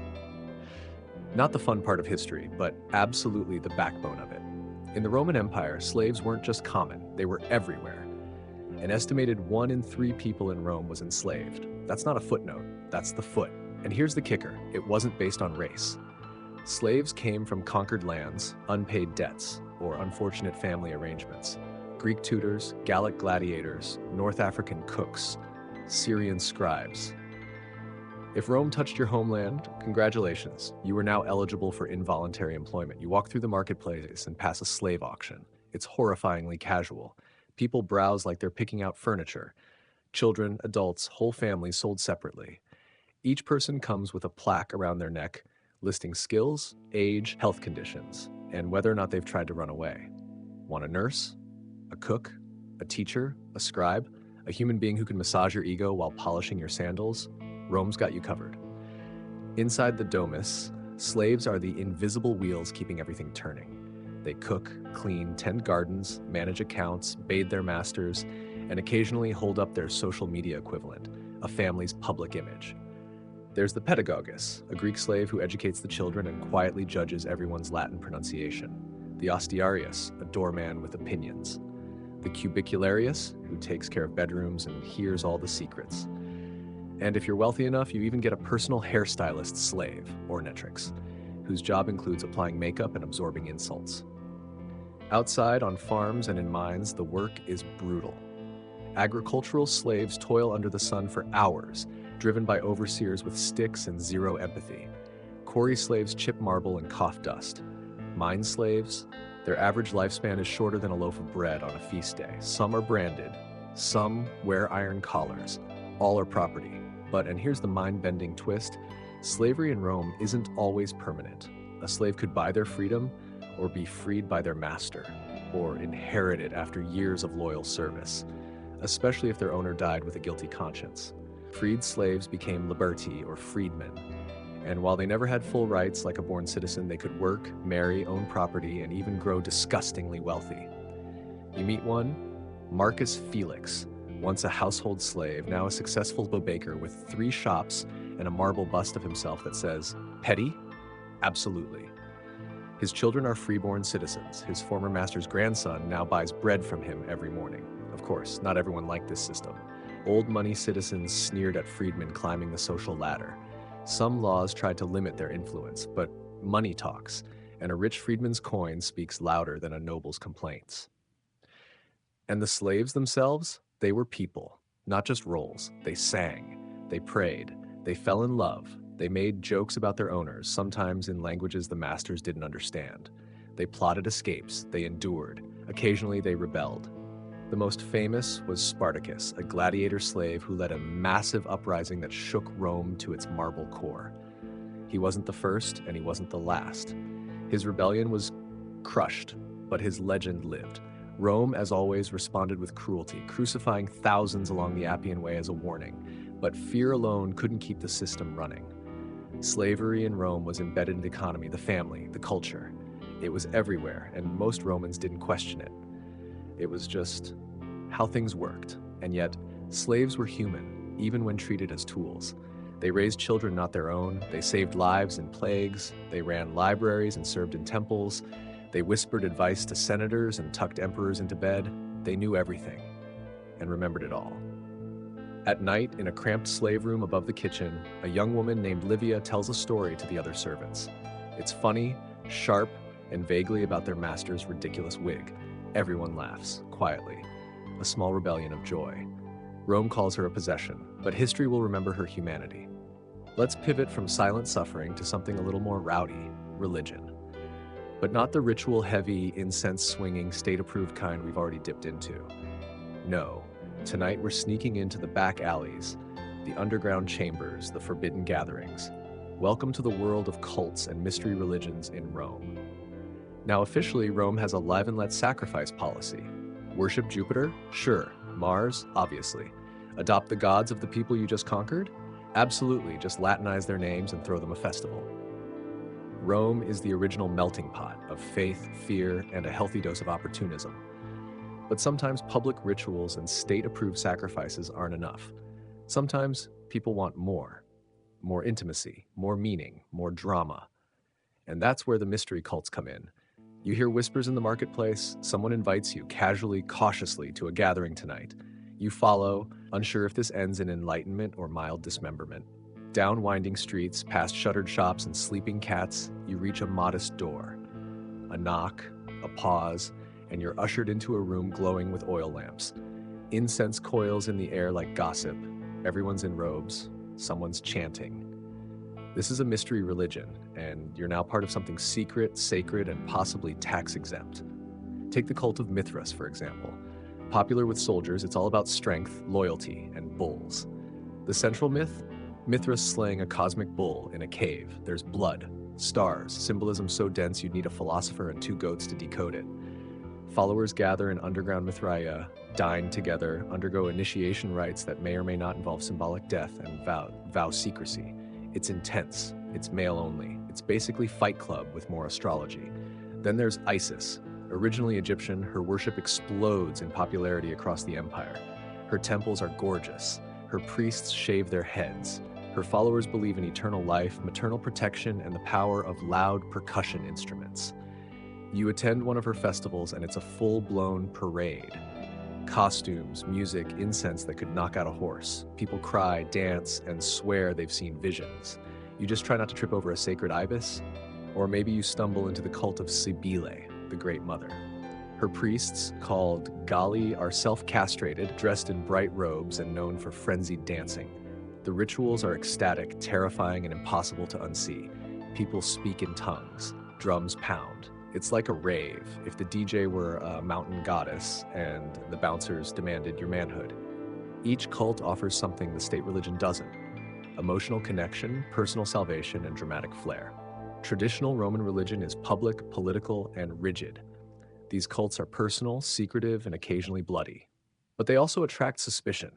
The Senate tolerates them, mostly. As long as the rituals don't disrupt public order, undermine the gods of the state, or host orgies with revolutionary subtext, they're allowed to exist. Mostly. Then comes Christianity, small at first. Odd, monotheistic, which already breaks Rome's more gods, more fun philosophy. Christians refuse to worship the emperor. They meet in secret. They talk about love, humility, eternal life. They give aid to the poor. They refuse to sacrifice animals. At first, they're just another odd sect. But as their numbers grow, so does paranoia. Rumors fly. Cannibalism, incest, world domination through kindness. Persecution follows. You pass a group being arrested. They're calm, singing. You can't decide if it's bravery or madness. Later, you hear they were fed to lions in the Colosseum, and the crowd cheered. But persecution backfires. Martyrdom inspires. Converts multiply. Churches grow. Underground, yes, but also an influence. Rome doesn't know it yet, but this little cult will outlive emperors and eventually replace Jupiter with Jesus.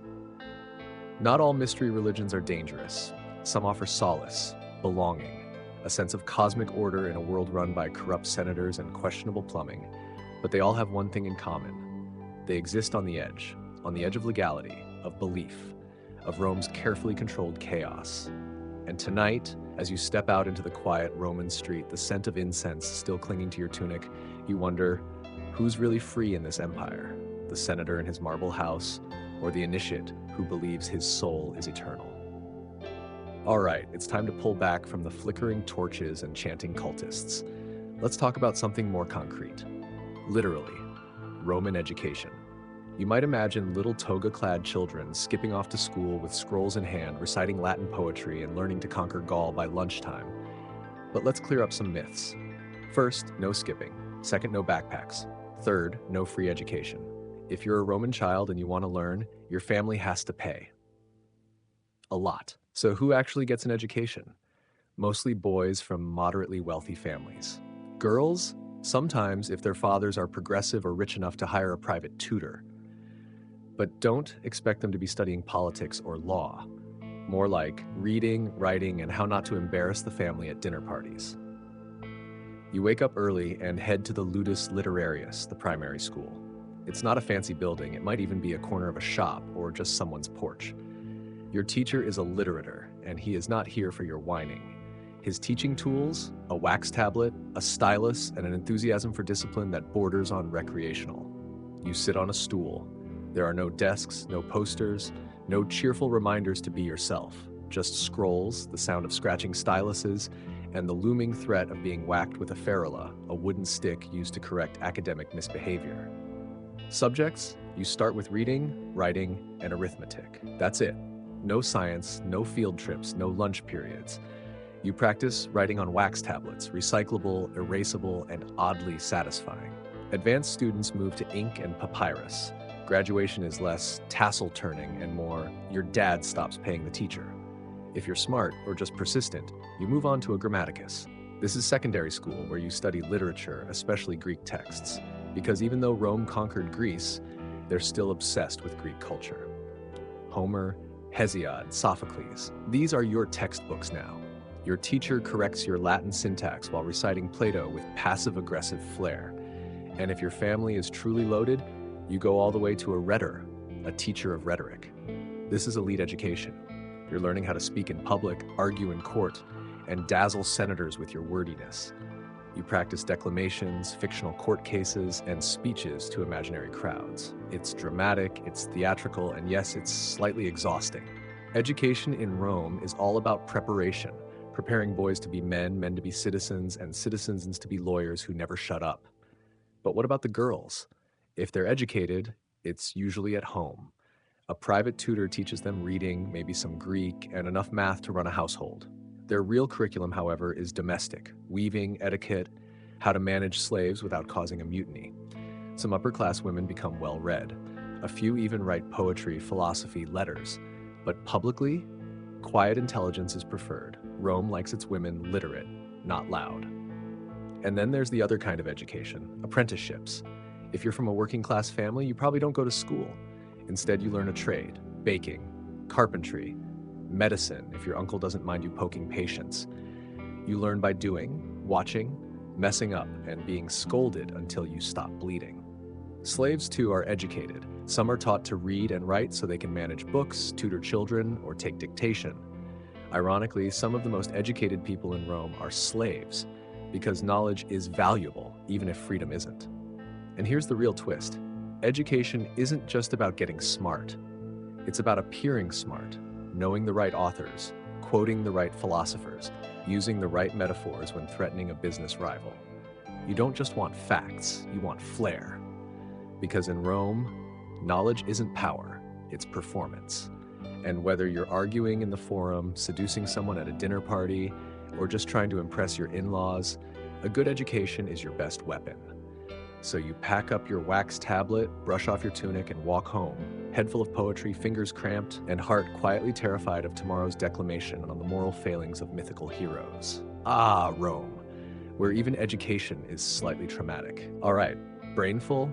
Good, because now we're trading scrolls for scroll work. Let's dive into the muscle, the bone, the infrastructure that made Rome the blueprint for every empire after it. That's right, we're talking engineering. If you've ever walked on a paved road, flushed a toilet, or complained about slow drainage, you owe a nod to Roman engineers. These people were the rock stars of their time, minus the music and plus a lot of math. You start your day shadowing a Roman surveyor. He's got a stick, a wax tablet, and a wildly confident attitude. Together, you stare at a hill that's about to become a road. How? You ask. Gradually, with slaves. And optimism, he replies. Roman roads are legendary for a reason. Straight as an insult and built to last, they stretch across continents. Soldiers use them, merchants use them, invading armies use them, usually not by invitation. The secret? Layers. They dig a trench, fill it with sand, then gravel, then crushed stone, then paving stones so tight you couldn't wedge a prayer between them. Ditches run alongside for drainage, and mile markers let you know exactly how long it's been since your last regret. But roads are just the beginning. Next, aqueducts. These stone giants march across the landscape like stone centipedes with a purpose. Their job? Get water, from springs in the hills to wherever Romans have decided to build a bathhouse, fountain, or imperial fish tank. Gravity does the work. The channels slope just enough to keep the water moving. No pumps, no magic. Just physics, precision, and a lot of arguing over slope angles. You visit a construction site, slaves hoist giant stones, engineers shout, dust fills the air. A Roman architect scribbles notes and looks smug. The aqueduct arches rise slowly, symmetrically, beautifully. It's like watching someone build poetry out of granite. Now let's talk plumbing. Rome has sewers, big ones. The most famous is the Cloaca Maxima, a name that sounds like either a sewer or a gladiator, and honestly, both are appropriate. It's ancient, massive, and still technically working. It channels waste out of the city using gravity, clever stonework, and the sheer force of civic anxiety. Toilets, public latrines connect to the system. Water flows beneath the benches. It's not hygienic, but it moves, which in ancient sanitation is half the battle. Homes, if you're wealthy, might have indoor plumbing. Lead pipes, running water, actual taps. Sure, the lead slowly poisons you, but what's dignity without a side of neurological damage? And then there's architecture, vaults, domes, arches. Rome doesn't just build structures, it reinvents space. You step into the Pantheon and your jaw drops. That dome, that oculus, that perfect sphere of silence and sunbeams. It's a temple, a calendar, a celestial observatory, all made with concrete so advanced, we still don't fully understand it. Roman concrete, by the way, is the empire's unsung hero. They mix volcanic ash, lime, and seawater. It sets underwater, it gets stronger over time. It's so durable that entire harbors, piers, and coastal fortresses are still standing while your porch has collapsed twice this year. Bridges? Oh, they build those too. Arched, strong, and smugly beautiful. They span rivers with the same ease they span egos, and they're still around, because Romans didn't just build for now, they built for later. For legacy, for flexing on history. Even entertainment has engineering. The Colosseum isn't just a blood-slicked arena, it's a mechanical marvel. Elevators for animals, trapdoors for gladiators, a retractable awning operated by sailors, because nothing says leisure like the threat of sunburn during a public execution. Amphitheaters, theaters, baths, all carefully constructed.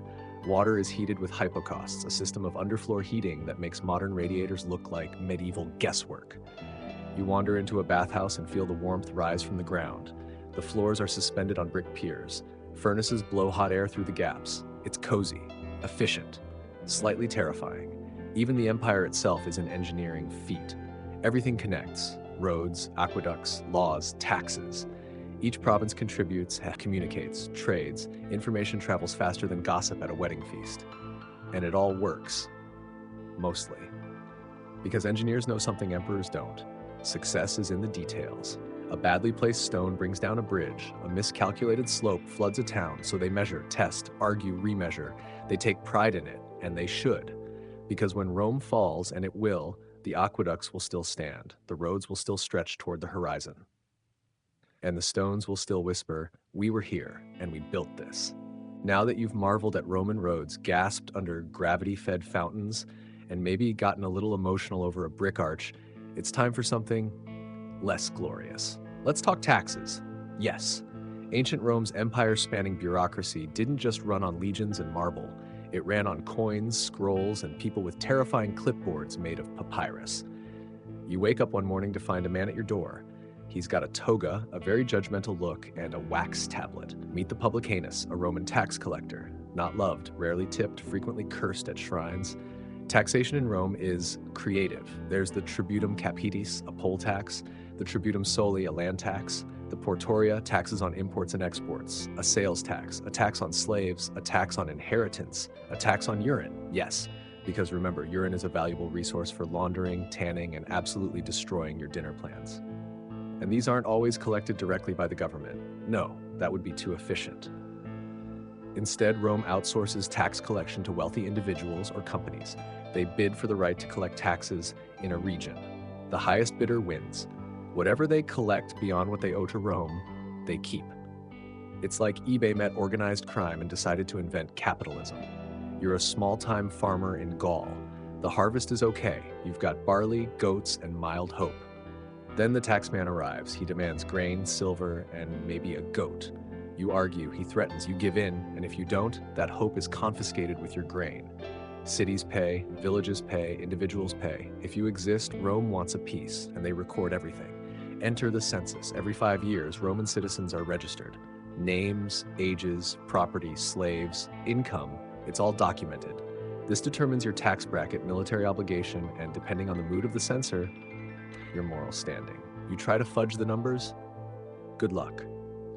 Roman record-keeping is neurotic. Scrolls, ledgers, seals, it's like the DMV with more togas and slightly better decor. But not all taxes are bad. Sometimes they build things. Roads, aqueducts, temples. You curse the publicanus as he takes your last sestertius. But 3 years later, you're using a bridge he funded and pretending it's always been there. Sometimes you get benefits. Bread doles, public games, cheap grain. The occasional fire brigade, but most of the time, taxes go to the army, the bureaucracy, or into a senator's extremely gaudy mosaic fountain. Speaking of which, senators don't pay taxes. Not really.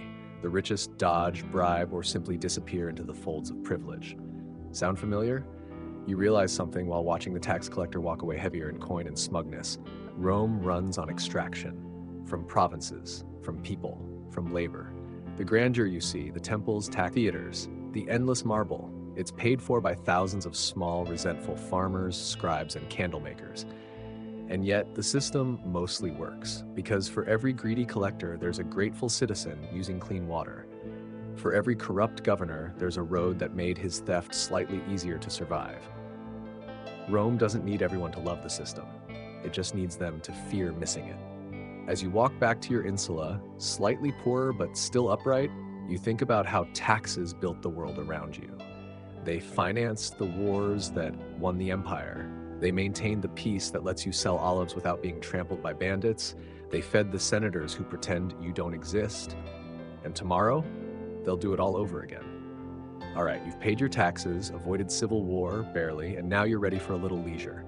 And if there's one thing the Romans did nearly as well as building empires and overcooking lentils, it's entertainment. Tonight, we're going out. Let's start with the big one, the Colosseum. That architectural beast of blood and bravado. You arrive just as the crowd is swelling, togas fluttering like ancient sports jerseys. Vendors shout, kids beg for candied dates. And somewhere, someone's already drunk on watered wine.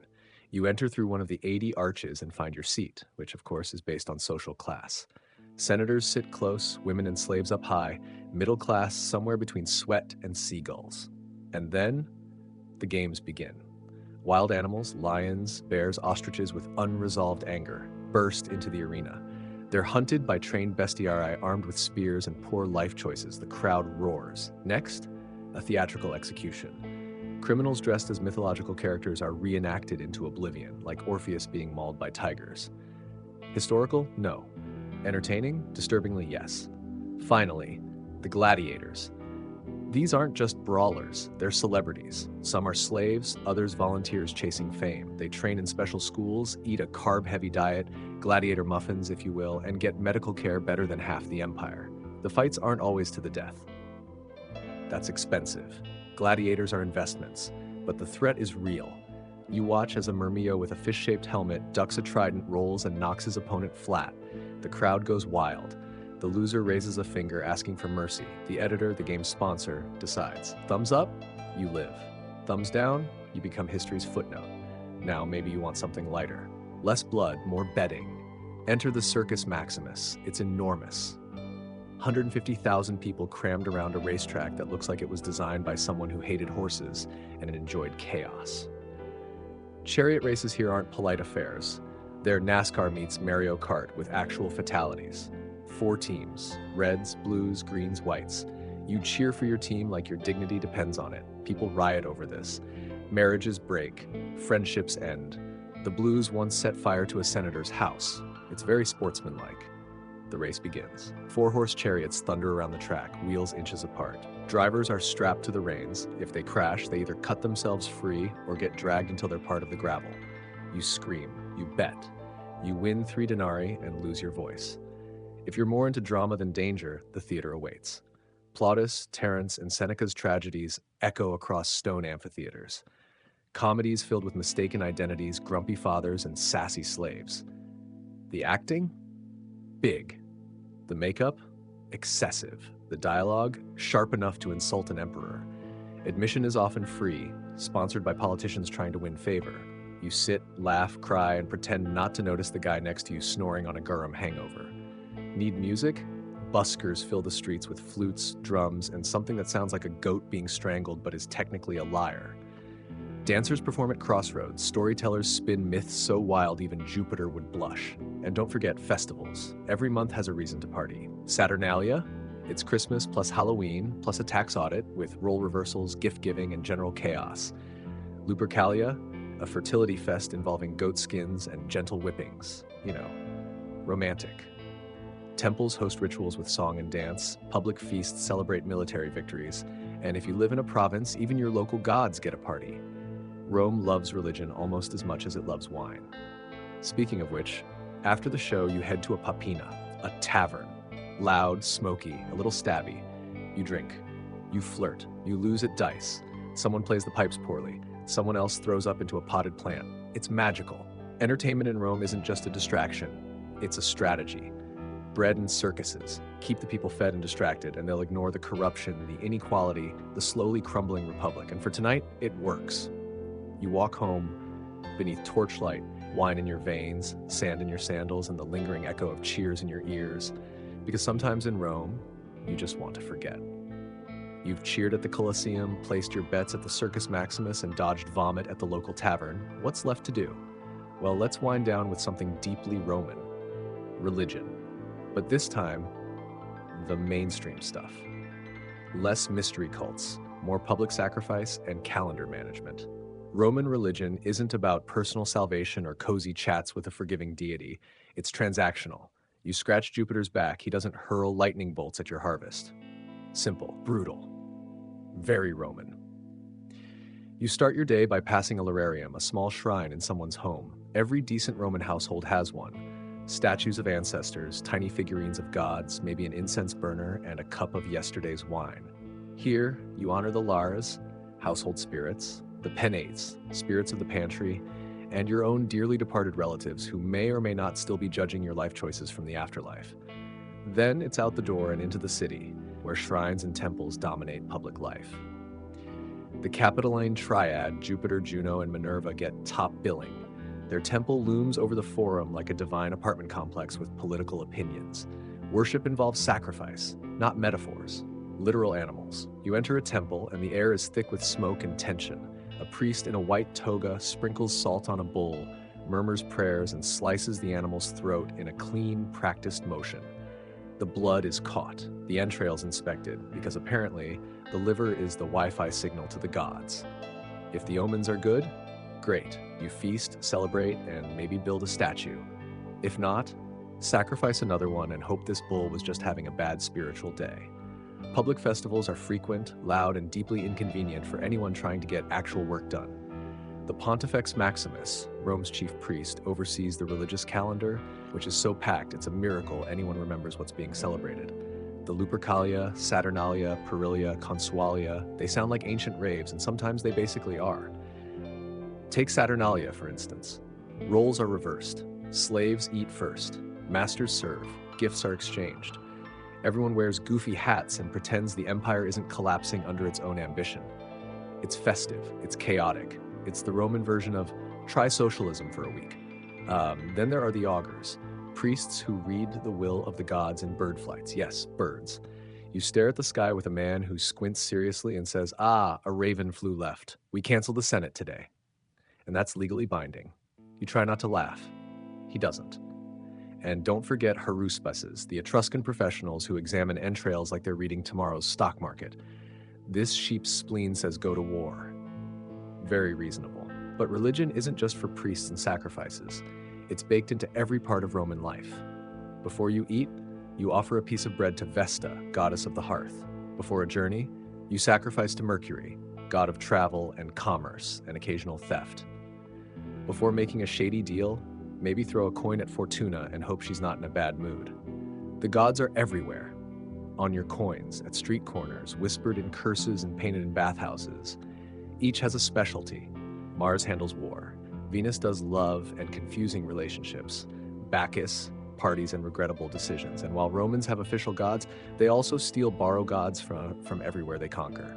Greek, Egyptian, Syrian, toss them in the pantheon, rename them. Give them a temple and a vague backstory. This religious flexibility keeps the empire glued together. You don't need to believe, just participate. Rome cares more about your actions than your soul. But not everything's incense and ambrosia. Religion is political. High priests are often politicians. Temples are funded by the wealthy. And if you want to win favor with the people, sponsor a feast day. Build a shrine, dedicate a statue, and pretend it wasn't all for PR. Still, for the average Roman, religion brings structure, comfort, even meaning. You light a lamp at the lararium before bed. You thank the household gods for not collapsing your insula. You whisper a prayer to Somnus, god of sleep, and hope he's in the mood to bless your dreams instead of haunting you with that time you insulted a statue by accident. Because in Rome, the gods are always watching. And unlike your landlord, they might actually do something about it. By now, you've worshipped a dozen gods, sacrificed something that might have once been a goat, and probably still owe taxes on it. But tonight, we're diving into something less divine and more divisive. Class. Not the kind where you conjugate Latin verbs while being whacked with a stick. We're talking Roman social classes, the human pyramid scheme that decides everything from where you sit in the arena to whether your ghost gets remembered. First up, the top dogs, the patricians. Old money, fancy names, ancestral portraits so dusty they've become their own gods. Patricians claim descent from the original founders of Rome, which basically means they've been bragging about great-great-great-grandfather Gaius since the Bronze Age. They hold most political offices, own obscene amounts of land, and spend their days in togas with purple stripes, arguing about philosophy and inheritance. Below them, the equities, also rich, but newer money. Think of them as the Roman version of tech billionaires who still use "my guy" unironically. They're knights, not the sword-swinging kind, but the "I bought a bunch of horses during a good grain season" kind. They run businesses, fund temples, marry into patrician families, and low-key run half the empire's finances. Senators pretend not to notice. The equites pretend not to care. Then there are the plebeians, the backbone, the middle, the squishy nougat of Rome. Plebeians range from modest shop owners to semi-successful artisans and bureaucrats. They're free citizens, they vote, they own property, and they're constantly trying to climb the social ladder without falling into the pit of debt and public shame. They also have their own officials, tribunes of the plebs, whose job is to defend their rights, veto bad laws, and occasionally shout dramatic things in the forum. Now let's talk freedmen, former slaves who've been manumitted, either bought their freedom, were freed by a kind master, or possibly guilt-tripped their way out of bondage. They're second-class citizens, can't hold public office, but they can own businesses, make money, and fund some truly tacky mosaics. Some freedmen get wildly rich, like has a private bathhouse with dolphin tiles, rich, but they'll always be looked at sideways by those born free. It's Rome. Stigma comes free with every success. And finally, the slaves, at the very bottom, but also somehow holding up the entire system. No rights, no wages, no votes, yet essential. They cook, clean, teach, build, farm, entertain, suffer. You can be born into slavery, or conquered into it, or even sentenced to it. It's a permanent shadow that follows millions of people across the empire, and it's legal, institutional, deeply embedded into Rome's economy. Still, the lines between classes aren't entirely concrete. With money, luck, and strategic marriages, a plebeian could rise. An equess could become a senator. A freedman's son could become a magistrate. Social mobility exists, but it's like trying to climb a ladder made of grapes, slippery, fragile, and likely to end with a sticky disaster. Your own social class dictates everything: what you wear, what you eat, who you can marry, what gods you pray to, and which end of the vomitorium you enter. Even funerals are class-based. The rich get golden masks and professional mourners. The poor get mass graves and a quick shrug. And in between, there's a whole industry of tombstones, inscriptions, and statues just waiting to flatter the dead and confuse archaeologists. But here's the thing. Class isn't just about money. It's about status, about perception. A dirt-poor patrician still outranks a wealthy freedman.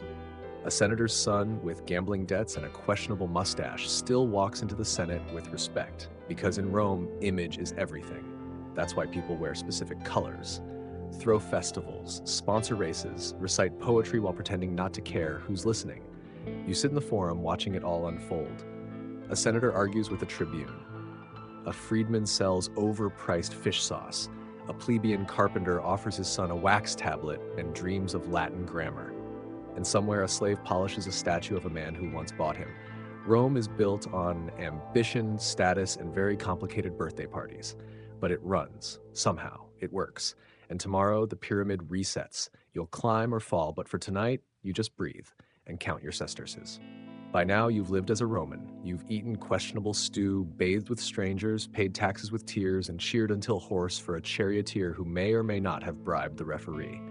But now, as the torches dim and the city exhales, you slip into your home, whatever class it may be, and prepare for the final sacred act of the Roman day. Sleep. Roman nighttime is quiet, mostly. The forum is still. The markets hush, even the fountains gurgle softer, like they're embarrassed by the day's gossip. In the insula, people settle onto straw mats, children curled at their feet. A dog whines in the corner. Upstairs, someone coughs. Someone else prays. You hope the ceiling holds just one more night.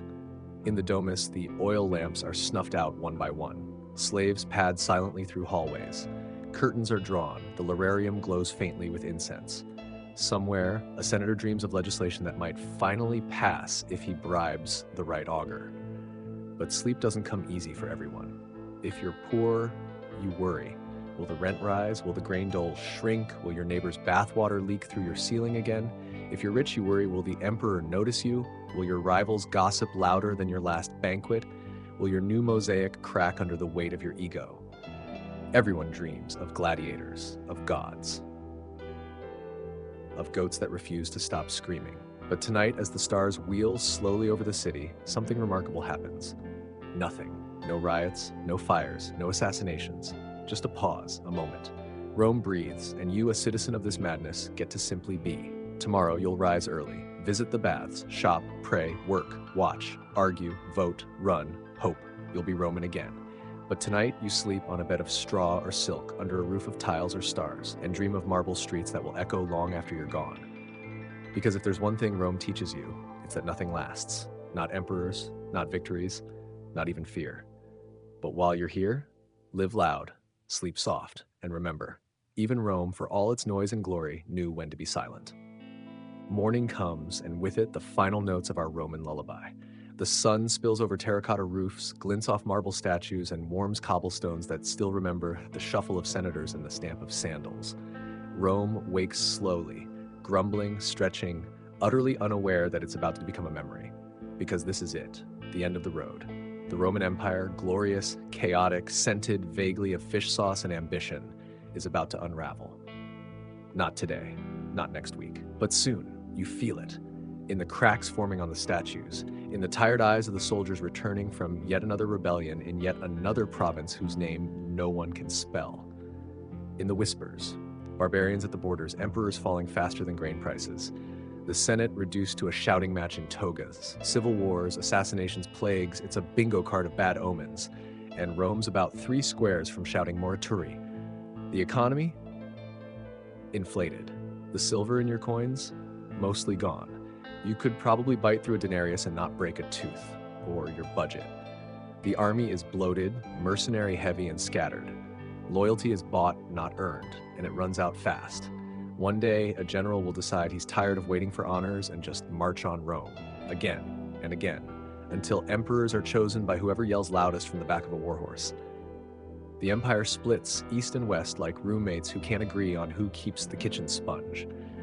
Constantinople rises, the west stumbles, Rome is sacked by the Visigoths, then the Vandals, and finally by the quiet acceptance that greatness has gone to seed. But not everything dies. The roads remain, the aqueducts, the language, the laws, the dreams of builders and thinkers who dared to pave the world with their ambition. And people remember, they tell stories. Of Julius Caesar and his calendar, of Cleopatra and her eyeliner, of Cicero who could talk the ears off a statue, of nameless slaves, mothers, merchants, gladiators, who lived in the margins but carried the whole script. You remember.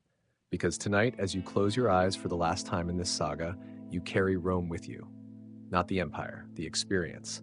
The laughter echoing off bathhouse walls, the candlelight flickering in a tenement, the clatter of dice in a smoky tavern. The roar of the Colosseum, the silence of a temple. Rome was never just marble and blood, it was people. Messy, hopeful, terrified, hungry for more people. Just like you. So, as our story fades and the stars return, you drift to sleep beneath the same sky the Romans once watched. And maybe, just maybe, you dream in Latin. The streets are quiet now. The voices of merchants, the clatter of sandals, the distant chant of priests, they've all faded into memory, tucked away like pressed flowers between the pages of time. The torches burn low, casting long, sleepy shadows across the ancient stones, and even the fountains seem to whisper rather than sing. You've walked the length of an empire, You've dined with plebeians, bathed like patricians, argued with philosophers, and dreamed beside poets. You've seen what it meant to build a world from ambition and what it cost to hold it together. And now, here you are, at the edge of it all. There's no more crowd, no more performance, just the soft hush of night wrapping itself gently around you. Let it hold you. You've carried the weight of togas and tax scrolls, of Latin verses and imperial dreams. You've stepped across the mosaics of history barefoot and somehow still smiling. So breathe. Let your thoughts uncoil like a scroll finally set down. Let your heart slow to the rhythm of an old Roman lullaby, the same one sung by slaves to sleepy children, by lovers lying beneath open windows, by old women weaving stories into the night. You're safe now. The empire sleeps, and so should you. Rest, traveler of time. You've seen enough for one night. End of script. Sleep well.